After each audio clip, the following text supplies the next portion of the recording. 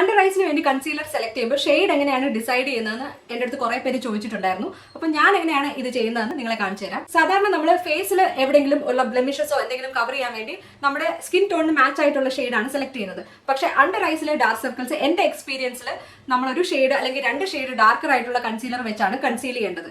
വളരെ പ്രോമിനന്റ് ആയിട്ടുള്ള dark circles, അതായത് ഭയങ്കരമായിട്ട് ഡാർക്ക് സർക്കിൾസ് ഉള്ള ഒരാൾ സെയിം ഷെയ്ഡോ അല്ലെങ്കിൽ ലൈറ്റർ ഷെയ്ഡോ വെച്ചിട്ട് കവർ ചെയ്യാൻ നോക്കുകയാണെങ്കിൽ അണ്ടർ ഐസിൽ ഭയങ്കര ഒരു ഗ്രേ കളർ ആണ് തോന്നുന്നത്, ഫ്ലോലെസ് ആയിട്ട് തോന്നില്ല. ഈ ഒരു വീഡിയോയ്ക്ക് വേണ്ടി ഞാൻ യൂസ് ചെയ്യുന്നത് മേബ്ലിൻ ഏജ് റിവൈൻഡ് കൺസീലറിന്റെ 2 ഷെയ്ഡ്സ് ആണ്. ഇത് ലൈറ്റർ ഷെയ്ഡാണ്, ഇത് സാൻഡ് എന്ന് പറയുന്ന ഷെയ്ഡാണ്, ഇത് കാരമൽ എന്ന് പറയുന്ന ഷെയ്ഡാണ്, ഇതൊരു ഡാർക്കർ ഷെയ്ഡാണ്. റൈറ്റ് സൈഡിൽ ഞാൻ ഈ സാൻഡ് എന്ന് പറയുന്ന ലൈറ്റർ ഷെയ്ഡ് വെച്ചിട്ടും ലെഫ്റ്റ് സൈഡിൽ കാരമൽ എന്ന് പറയുന്ന ഈ ഒരു ഡാർക്ക് ഷെയ്ഡ് വെച്ചും കവർ ചെയ്ത് കാണിക്കാം.